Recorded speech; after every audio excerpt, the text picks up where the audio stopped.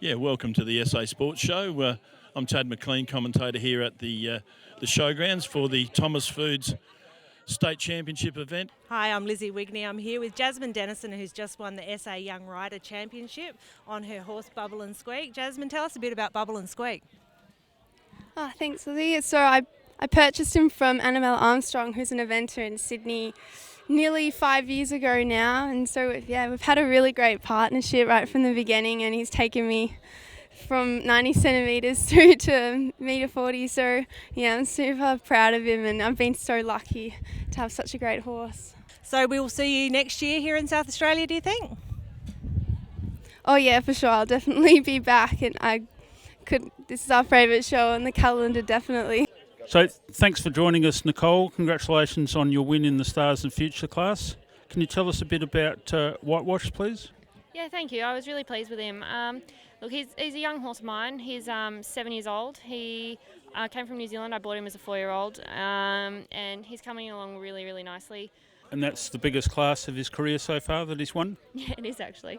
Yeah, no, he was. I was really happy with him. It was a very technical course, and I don't think he's actually jumped a course that technical in his career yet. So I was really happy with how he handled it, not only his jump but in his mind as well. What do you think your chances are in the main class today? My horses are feeling really good. Blue Star, I think it'll be tough enough for him. I mean, he's 21 now, so look, I'll be happy with any result that he produces. And my mare, I'm really confident with her. She's been jumping really well. Not had a rail down yet, so I'm really confident that she's going to go really well. And what a great finish to the South Australian State Championships. Local riders won the Junior Championship, and Connor, your horse went superb. You rode very well. You must be very proud. Yeah, I'm very proud, and she jumped absolutely incredible, and I can't thank everybody involved with her enough, and my mum and my parents for helping me with everything. She just jumped absolutely fantastic, and it's a great way to end the state championships. Yeah, they reckon good horses make good riders. The horse helped you out a bit there in front of the second fence, but you kicked on and kept going. It was a great ride. I bet you're happy. Yeah, very happy, and yeah, she's helped me out a lot, and I can't thank her enough for doing that. And yeah, just incredible. She's just incredible, and just jumps incredible. So yeah, a great effort, mate, that you had a win at your home state championships. Tim, congratulations. Well done on your win. What do you feel? Absolutely ecstatic, thank you. It's a tough track today, and all the horses that competed jumped really well, and the course builder set a good but tough track, and I was surprised. He's come a long way in 12 months. He went clean last year and then fell apart in the second round, where this year he was able to keep the stamina up and jump double clean, so I was wrapped. This ground's amazing. Do you think it's one of the best grounds to jump on? Absolutely. I go to Melbourne, and I go to Sydney, and I go around Victoria, and I come to South Australia, and always the horses seem to be able to jump an extra foot on this because of the sand and the spongy grass, and just a bit of good weather and a bit of luck and you get awesome show jumping.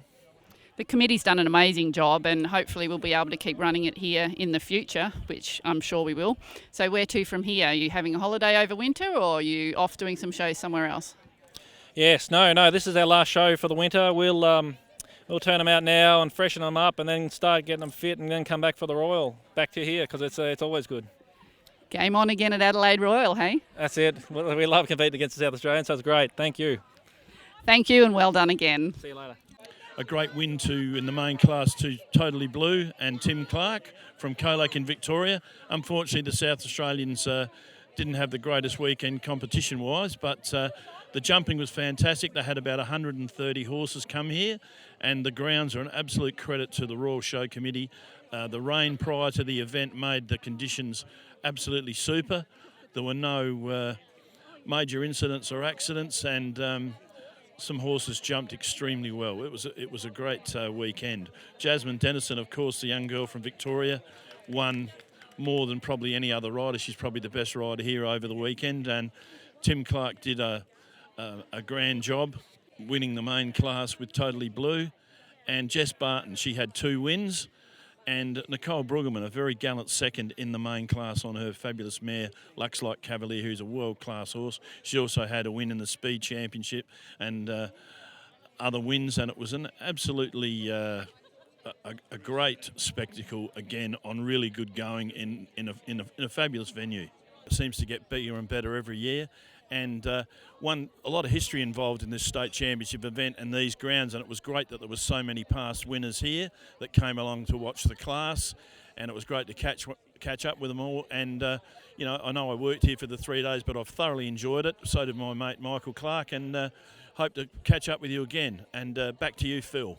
Yes, welcome back to the Sports Show down here at Crowland with one of the great young and up-and-comers, Hugh Greenwood. Hugh, how are you? Yeah, doing well, mate. Thanks for having me. Now, mate, I want to talk a little bit about the transition for basketball to footy. Let's talk about the basketball first. So for you, mate, obviously grew up playing both sports, then decided I'll go to America for a while and play at New Mexico with the Lobos. How was that experience? Yeah, that experience was awesome. Like you said, growing up playing both sports in Tassie, I think I got sick of training outside in the cold playing footy, so I stuck with basketball and ended up in Canberra for a couple of years, and then fortunate enough to head to the States, which was one of the best experiences I've ever had, and now I'm back here playing footy. Mate, the college system is that 5-month window where they're pretty intense and then they sort of leave you alone after that. That 5 months of college basketball, is it similar to the AFL world?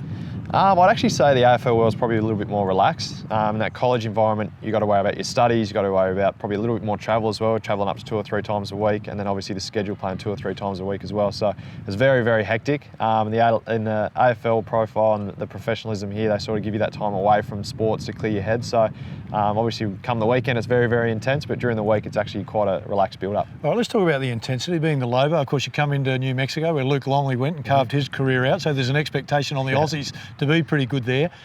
The university students and the game itself, are you surprised initially by the intensity of the fans and what they expect? Yeah, absolutely. Obviously had another Aussie, Cam Bairstow, who obviously paved an awesome career himself, so he sort of gave me an insight. It was one of those things you can't really get a grip of or an understanding until you've actually experienced it though. So the Pit was one of the best venues to play in college sports. It's a great name, isn't it? Yeah, the Pit. The Pit. Well, I actually changed to Wise Pies Arena my last year, so probably shouldn't have the Pit's a bit more intimidating. So the fans there were fantastic. Obviously we had success the years that I was there too, which amplified the whole thing, so it was awesome. So mate, you've had good success, come back, Wildcats try to sign you, you sign, it's all looking pretty good, NBL career on the rise, and then all of a sudden, I'm going to go and play footy. What made you change your mind? Yeah, it was a difficult decision, obviously, to give up, a great position with the Perth Wildcats. Obviously, I reckon they're the best club in the NBL. To give up that and, a 10 to 12 guaranteed, hopefully, career playing basketball for a 2-year contract playing footy was very, very difficult. There's a few factors coming back to Australia. I felt like, the AFL is the best competition in Australia. No question. So after that college experience, I just didn't think I was going to be able to replicate that, where I had so much fun back here in Australia, and so I was playing Aussie rules footy, and hopefully see I can play AFL hopefully one day, but in the meantime just continue to enjoy it. It's not an instant decision. Some people go, you just decided to play footy. You would have been over and over and over, sleepless nights, maybe for months. Yeah. What was the final moment when you thought, yep, I'm going to do it? And then you got to tell tough. people. Yeah, then I had to. That's the way it got out was not ideal. It sort of started to leak out before I actually got a chance to sit down with. Don't you love the media? You got to love them. You got to love them. So it didn't. If I had my time again, I would have handled it a lot differently. But yeah, it probably wasn't months. It happened. Hamish Ogilvie had been recruiting me for years and years and years, but it's something that I never really took seriously until basically it came. It all sort of happened in a week, because once it started to leak, I had to make that decision quickly, because it was going to, be difficult for both parties. So. There probably wasn't a real key thing, maybe potentially missing out on selection with the Australian team, sort of, if I wasn't going to make it to the selection for the Oceania series, I probably wasn't going to make the Olympics, so I sort of was at a crossroads, like what am I still going to play basketball for? So the AFL opened is pretty hard to turn down. Yeah, it kind of opens up the AFL window, doesn't it? Now mate, the transition from footy to basketball, or basketball to footy, we saw Dean Brogan do it out of the Institute, and probably around the same age as you, and it took him a while. You seem to be progressing a little bit quicker. What's the carryover from basketball to footy? A lot of talk about the peripheral vision and good hands. Is there other things that carry over? I think that's the key one, definitely. I think guys that have had a basketball background, because we're used to working in such confined spaces, we do well decision-making wise. You look at guys like Scott Pendlebury, he looks like he's got so much time on his hands. We had a guy, Ricky Henderson's the same way, even JJ here, he just looks like he's got so much time on his hands. So I think that's probably the main one. I'm not really sure. We actually from what I've taken here, defence as well. So I've got really active hands, I think, from playing basketball. So I get a lot of deflections and things I wish I wouldn't really notice until they actually bring it up and say the basketball is here. So I think those are probably the two things. You know, they talk about zones now in footy. Yeah. When you talk to the guys that have grown up playing footy, zone is still foreign to them. Yeah. When they talk about a zone to you, is it kind of like, oh, yeah, zone. Yeah, get off my man, understand how that works. I was talking to a couple of the coaches before and they're saying they have a problem educating the players that it's okay to leave your man. Yeah. Have you found that easy for you? When they talk zone, it's space, it's not being right next to the guy? Yeah, no, I think that's second nature for me when we talk about zones. Obviously, you're on from a 5-man zone to an 18-man zone. It's a little bit different, but yeah, a bit more space. Yeah, a bit more space. Yeah, but no, that's the thing, and I find myself even doing it not even just around the ground as well. I know my man will be here, but I know that probably the dangerous space is sort of here, so I'll sort of sit off that way. So I think that's again something from basketball where I've been able to read the play and see what's going to happen next. But the zones become second nature for me. It's a bit longer for some of the other boys. Mate, what about kicking? Because that's it's like shooting in the basketball. It's a skill that takes years to develop and to fine tune. How do you find kicking? Yeah, it's taken me some time, that's for sure. That's something that I continue to work on every day, and it's a development area for me. Obviously, you can kick, but when you get to that AFL level, they've got to be pinpoint, they've got to be flat, and they've got to hit their target, otherwise they're getting picked off. So for me, it's working on just punching it through the air, getting it there quicker. Still probably got 2 left feet, don't really use the right, unless it's a surge, unless it's a kick out of stoppage or it's a goal in an open square. So strictly stick to the left, but that's an area that I think, like shooting, you continue to work on it every day. Mate, the jump from the SANFL to the AFL is a bit of a jump. I mean, no different to NBL to the Australian team, and you've had the opportunity to do both of those. Yep. The speed is probably the big change. You know, you don't have time to think about what you're doing. You're training every day with the AFL guys. How are you finding that? You know, you're playing in the SANFL, doing really well. Then you come back and train with the AFL guys. You're making that speed adjustment? Yeah, well, I look back this time last year and I was going from not playing footy for 8 years. The last bit of footy I played was under 15 Tassie South League and going straight into an AFL system. So to go from basically straight in the deep end was really hard. But fortunate enough to apply my trade in the SANFL and then get an opportunity to play some JLT, so get a feel for the speed of the game, which is, like you said, really, really fast. So, it's a bit of a reality check when you come back and you train with the AFL boys and they give you a touch-up after having a good game on the weekend in SANFL. So just got to find that happy medium and find some consistency. Mate, there's always a joker, be it basketball or footy. There's usually a couple of team jokers, bigger numbers in footy. Who's the joker? Who's the practical joker in your group? I know Tex is one of them. Tex is definitely one of them. Sloaney's got to put his head up to be a joker. Sloaney doesn't mind it. Sloaney doesn't mind it. Tex.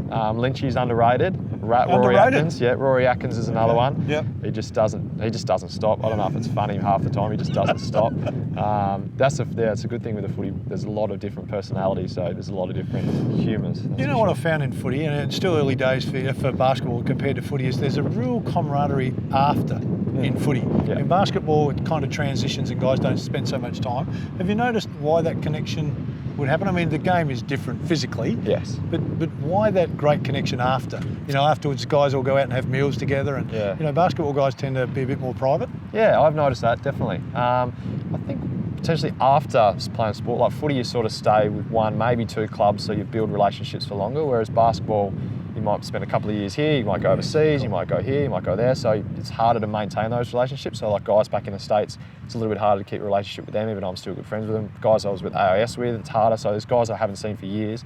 Whereas you're around these guys if you're at the same club for 10, 12 years, you sort of build that relationship and stay local. Mate, when you talk about the Institute, I spent some time working there. I mean, it has a great sports science area, fantastic sports science area and facilities in here.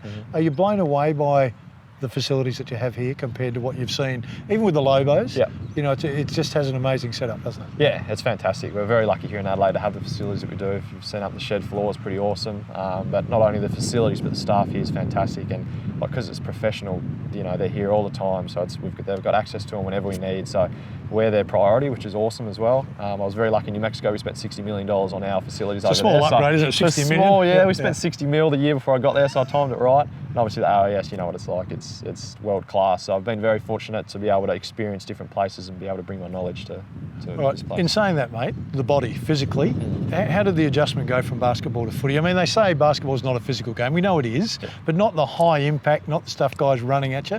How'd your body handle the first couple of months of footy? First couple of months were hard. Maybe just, I honestly thought the contact was going to be the main area, but coming back here, I actually was a bigger body. Like playing basketball, Surprising, I was the isn't it? point guard, so Yep. I was often the smallest guy. Like I was stronger, but I was often the smallest on the court. You know it is. And coming footy, I was actually one of the bigger guys. So the physical side wasn't too bad. It was just the running. So muscles were sore that I didn't know I had just from playing a different sport. And I know that Keithy's found the same thing.